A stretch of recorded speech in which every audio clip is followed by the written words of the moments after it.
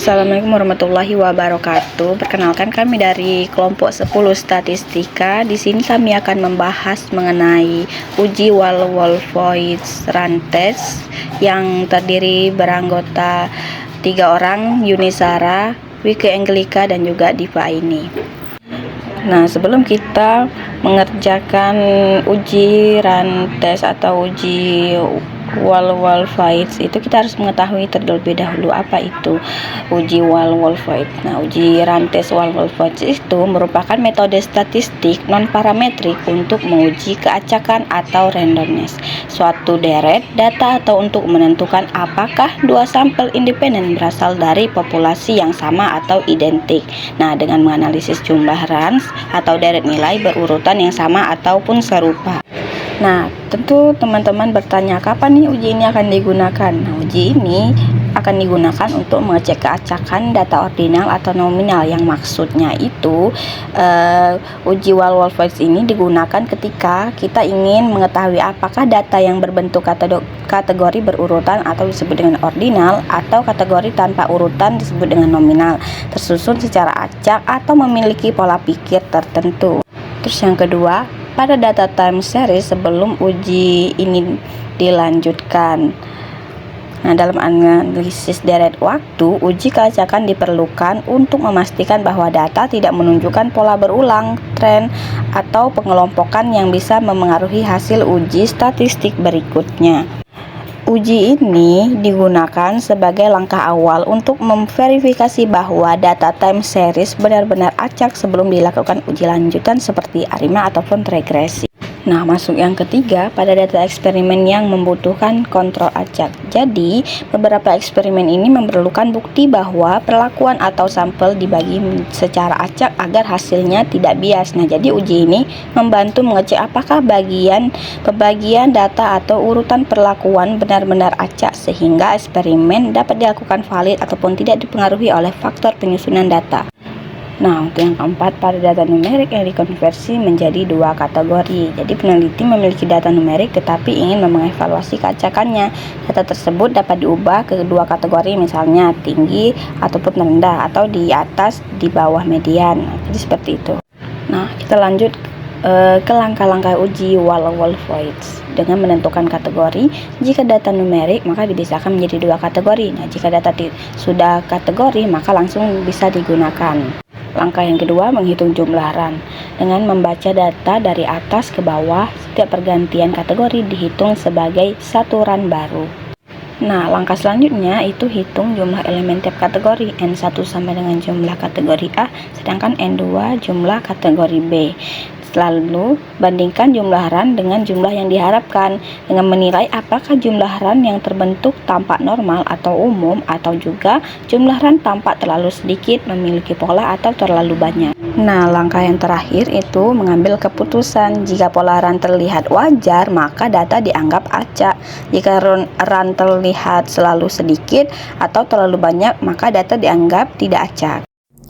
Baiklah, yang selanjutnya langsung saja kita masuk ke contoh soal yang dimana dari sebuah penelitian dilakukan untuk mengetahui perbedaan frekuensi belanja online tiap minggu bagi laki-laki dan perempuan. 20 orang sampel dipilih secara acak, diperoleh data seperti tabel di atas.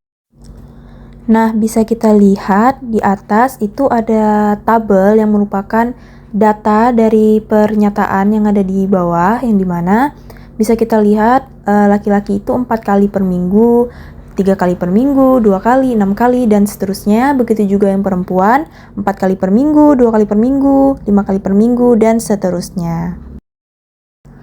Baiklah, setelah kita mengetahui datanya, kita bisa langsung membuat hipotesis, yang dimana di sini ada HO dan HA. HO itu tidak terdapat perbedaan frekuensi belanja online setiap minggu bagi laki-laki dan perempuan.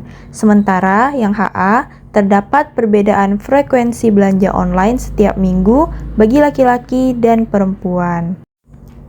Untuk mengetahui apakah ada atau tidak perbedaan pada data tersebut, kita bisa langsung uji pada SPSS.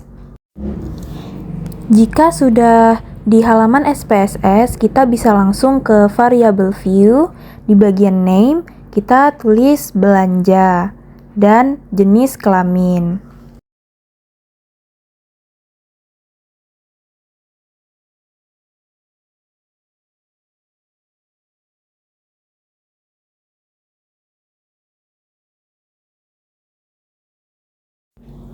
Kemudian pada bagian value bisa kita isi dengan angka 1 dan di bagian label kita bisa ketik laki-laki.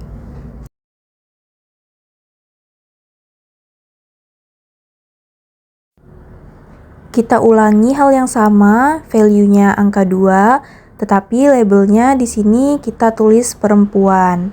Kemudian kita klik add dan oke.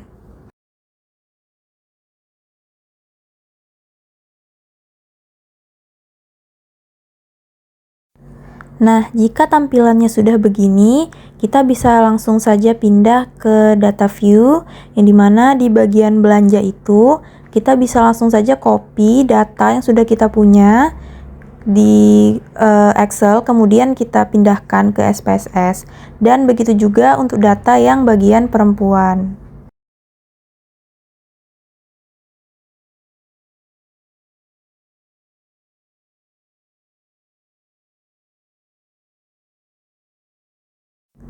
Jika sudah, di bagian jenis kelamin kita bisa langsung ketik saja angka 1, yang dimana di sini langsung muncul tulisan laki-laki, dan begitu juga untuk yang di nomor 11 hingga nomor 20, tetapi kita ketiknya angka 2 dan muncul tulisan perempuan.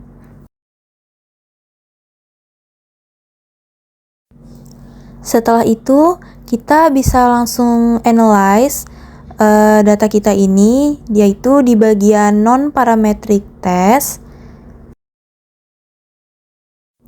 Kemudian di bagian legacy dialog, dan kita langsung saja pilih yang to independent sample test.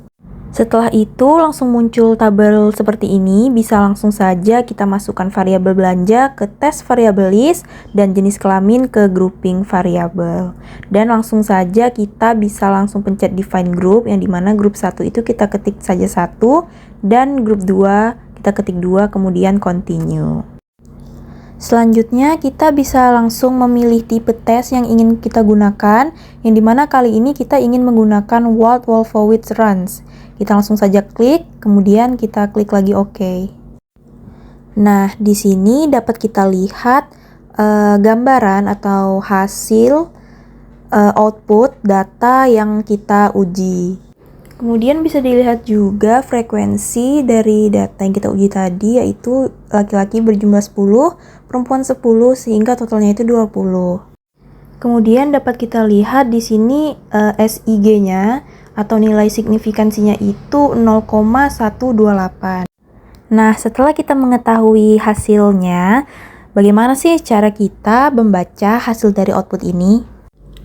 Nah, dari hasil perhitungan di samping, diketahui bahwa nilai signifikansi atau SIG Wald-Wolfowitz test ini adalah sebesar 0,128. Karena nilai SIG-nya 0,128 itu lebih besar dari 0,05, maka HA ditolak dan HO diterima. Jadi, dapat kita simpulkan bahwa tidak terdapat perbedaan frekuensi belanja online setiap minggu bagi laki-laki dan perempuan.